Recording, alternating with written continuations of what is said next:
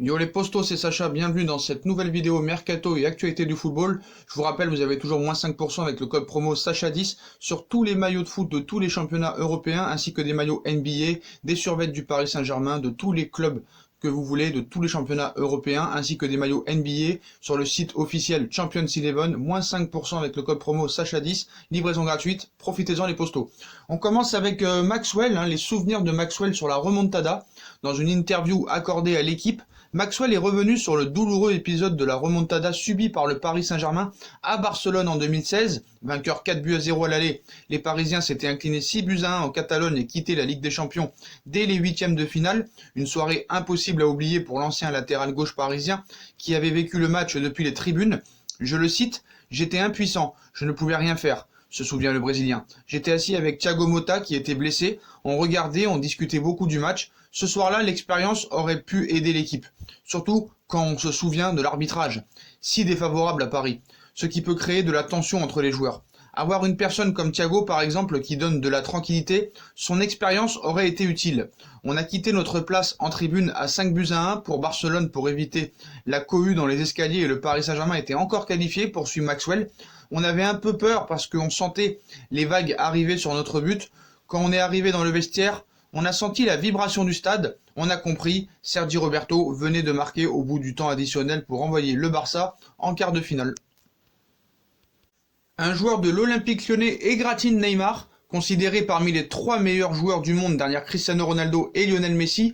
Neymar Junior, 28 ans, ne fait pas toujours l'unanimité, notamment au Brésil où il est régulièrement critiqué pour son comportement, et c'est aussi le cas chez ses compatriotes de la Ligue 1. Raphaël, 29 ans, le défenseur de l'Olympique Lyonnais, doute des capacités de l'attaquant parisien à devenir un leader pour sa sélection, alors que la Seleção comptera sur son numéro 10 pour les prochaines échéances internationales, Copa América et Coupe du Monde. Le latéral lyonnais espère que son compatriote sera assagi en dehors du terrain, où il cite « Nous avons vraiment besoin de Neymar, c'est sûr, mais il doit améliorer des choses en dehors du terrain. C'est important dans le football. Il doit s'améliorer beaucoup en dehors du terrain pour faire de son mieux sur une pelouse. J'espère qu'il pourra le faire. Et s'il le fait, nous avons une grande chance de gagner.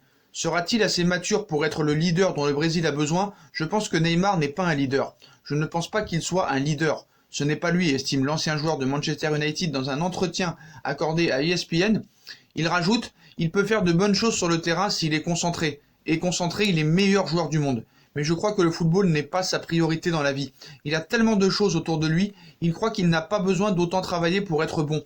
Il a du mal à écouter. J'ai essayé de lui parler, de lui dire la vérité, mais parfois les gens ne veulent pas écouter la vérité. Écoutez la vérité. Ils veulent que vous disiez tu es bon, tu es magique. Ils veulent que tu dises que des bonnes choses, mais la vie n'est pas comme ça. Il a besoin d'écouter un peu plus. Est-ce que Neymar recevra le message de Raphaël?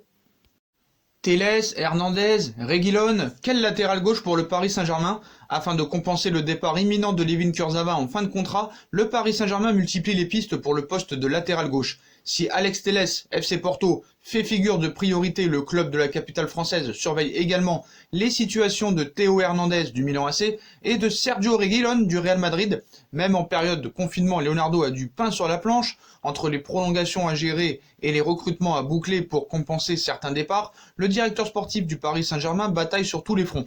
Parmi les dossiers prioritaires, ceux des latéraux, à droite comme à gauche, le club de la capitale prospecte.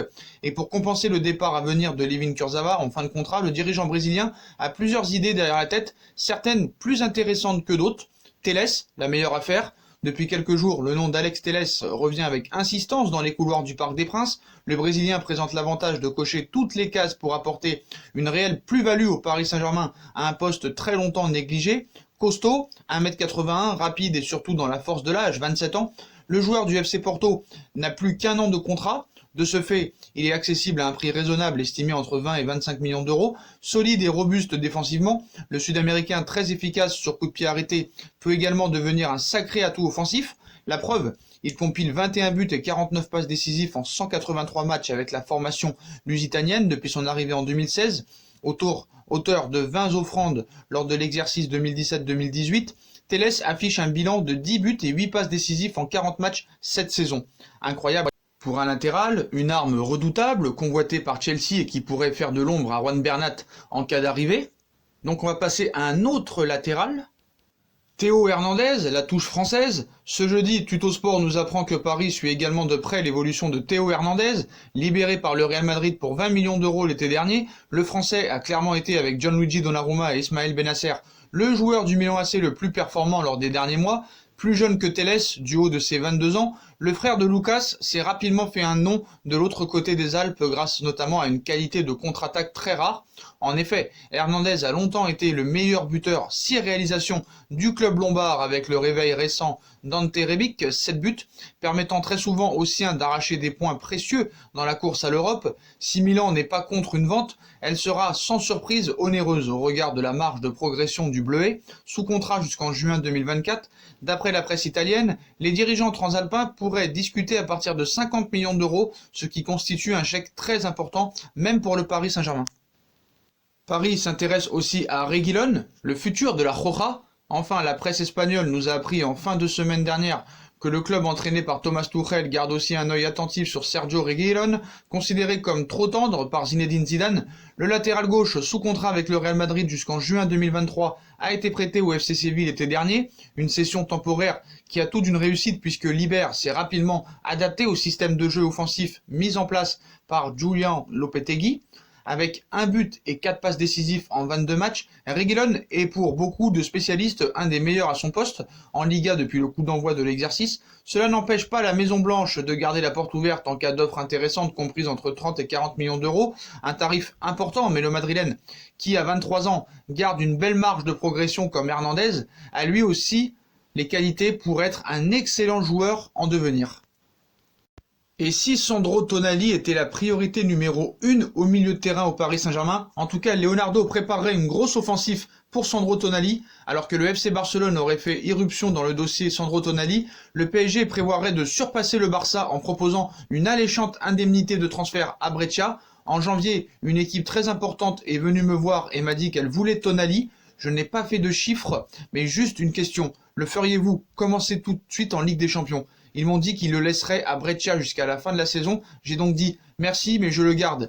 Et nous en reparlerons en juillet. En février, j'ai reçu une autre demande très importante et je n'ai rien dit à Tonali dans l'intention de lui faire une belle surprise en juin. Je ne peux pas dire le nom de l'équipe, donc malheureusement, voilà, la crise sanitaire a tout changé. Voici le témoignage que livrait Massimo Cellino récemment pour Calcio Mercato. Quelle est l'identité du club en question qui pourrait être une belle surprise en juin? D'après les propos du président de Brescia pour Sandro Tonali, le Corriere dello Sport a apporté ce jeudi une réponse claire. Le FC Barcelone, cependant, le Paris Saint-Germain ne compterait pas laisser le champ libre au club Blaugrana pour le jeune international italien de 19 ans. Le Barça aurait dégainé une offre de 60 millions d'euros. Le PSG voudrait faire mieux. En effet, le Corriere dello Sport révèle que le FC Barcelone verrait en Sandro Tonali le nouveau Sergio Busquets et aurait donc formulé la dite somme de 60 millions d'euros aux dirigeants de Brescia qui garderaient précieusement cette proposition jusqu'à l'ouverture du mercato estival, de quoi permettre aux prétendants de Tonali de se mettre en marche dans cette course à la signature de l'Italien. À l'instar du Paris Saint-Germain, toujours selon le média transalpin, Brescia serait susceptible de recevoir une indemnité de transfert plus importante de la part du Paris Saint-Germain. Sous l'impulsion de Leonardo, le directeur sportif parisien souhaite mettre la main sur Tonali depuis son passage au sein de la direction du Milan AC. Un nouveau bras de fer donc entre le FC Barcelone et le Paris Saint-Germain semble être d'actualité après les dossiers Frenkie de Jong et Mathys de Ligt, un combat qui va être grand cet été. Et on passe à la grosse information du jour, le conseiller de Zinedine Zidane pousserait pour une arrivée au Paris Saint-Germain. Comme révélé par certains médias il y a quelques semaines, l'avenir de Zinedine Zidane au Real Madrid est toujours incertain et son principal conseiller œuvrerait en coulisses pour sa venue au PSG. Dans le flou de cette fin de saison 2019-2020, l'avenir de Zinedine Zidane est toujours en suspens. Comme on l'a révélé il y a quelques semaines, la relation entre l'entraîneur du Real Madrid et son président Florentino Pérez reste tendue. Après la douloureuse période de l'automne et le retour des tensions au sein de la Maison Blanche, le climat reste très particulier entre les deux hommes et un départ de Zizou n'est surtout pas à exclure, en fonction de la tournure que prendra le début du mercato estival du Real Madrid. Dans cette situation instable, l'avenir du Français est en jeu, et si le rêve de s'asseoir sur le banc de la Juventus de Turin est bien présent, et que les dirigeants turinois poussent en coulisses pour que le rêve devienne réalité, il y a une autre piste qui se construit en secret. Doha rêve de Zidane et Guardiola. Donc selon les informations exclusives, cette piste n'est autre que le PSG. D'après plusieurs sources, l'homme qui conseille Zinedine Zidane serait un farouche défenseur de la piste parisienne, Alain Migliaccio serait convaincu du bien fondé d'une arrivée à Paris du triple vainqueur de la Ligue des Champions, tant sur le plan sportif qu'économique, et il tenterait de convaincre son client d'envisager cette option. Du côté de Doha, Zinedine Zidane est un rêve aussi fort et puissant que celui menant à Pep Guardiola, et les deux noms sont clairement des objectifs pour les Qataris. La piste Guardiola est bien active, le contact privilégié avec Xavi, entraîneur d'Al-Sadd au Qatar, permet à Doha d'avoir une porte d'entrée sur le duo Xavi-Guardiola et d'imaginer l'asseoir sur le banc parisien. Pour Zidane, le soutien du Migliaccio est un vrai plus et Paris peut aujourd'hui croire en ses chances. Pour autant, si Zizou prend la décision de quitter le Real Madrid, il sera difficile d'envisager une autre destination que la Juventus de Turin. Comme l'équipe de France, la Juve fait partie de son destin et de son plan de carrière d'entraîneur, et comme l'opportunité gratte déjà à sa porte, on verra si vraiment c'est possible. Donc faut-il miser sur Zidane pour remplacer Tuchel? Donc depuis plusieurs mois, l'avenir de Thomas Tuchel s'inscrit en pointillé sur le banc du Paris Saint-Germain. Plusieurs noms ont circulé pour le remplacer. On révèle que le conseiller de Zinedine Zidane pousse pour l'envoyer au Paris Saint-Germain. La solution idéale alors? Arrivé en 2018 pour succéder à Unai Emery, Thomas Tuchel a connu 6 premiers mois de rêve sur le banc du Paris Saint-Germain, un fond de jeu séduisant, une gestion d'effectifs efficace et des résultats excellents. Tout allait pour le mieux pour le technicien allemand. Et puis le début de l'année 2019 a tout changé. La blessure de Neymar enchaînée d'une élimination honteuse contre Manchester United en huitième de finale de la Ligue des Champions ont laissé d'énormes séquelles. Le PSG perdra la finale de la Coupe de France contre le Stade Rennais au tir au but et sera champion poussivement grâce à une avance acquise lors de la première partie de saison, ainsi qu'une élimination en quart de finale de Coupe de la Ligue contre Guingamp qui descendra en Ligue 2 6 mois plus tard. Résultat, l'avenir de Thomas Tuchel s'inscrit en pointillé puisque Leonardo, qui aime travailler avec les entraîneurs qu'il a lui-même placés, a entamé les premières démarches. Le Brésilien a contacté Massimiliano Allegri, libre de tout contrat, tandis que le nom de Simone Inzaghi et Maurizio Pochettino reviennent également avec insistance. Mais du côté de Doha, on rêve d'un nom encore plus prestigieux. Zidane, donc, sera-t-il l'homme de la situation pour le Paris Saint-Germain? En effet, selon certaines informations, Alain Migliaccio, homme de confiance et principal conseiller de Zidane, est un farouche défenseur de la piste parisienne, que ce soit d'un point de vue sportif et économique. Donc maintenant, est-ce la bonne solution? Selon vous, Zinedine Zidane est-il l'homme de la situation pour le Paris Saint-Germain? Guardiola? Allegri? Zidane? Quel serait le choix idéal pour le Paris Saint-Germain? On sait que la priorité de Leonardo serait Massimiliano Allegri, mais la priorité de Doha serait soit Pep Guardiola avec Xavi, soit Zinedine Zidane. Donc, quels seront les objectifs? Je pense que Zidane, quand même, ce dossier va être très compliqué, vu qu'on sait qu'il a un chemin tout tracé, que ce sera peut-être la Juve et après l'équipe de France. Guardiola et Xavi, c'est une possibilité, même si ça coûte très cher, mais la piste la plus sérieuse en soi reste celle de Massimiliano Allegri.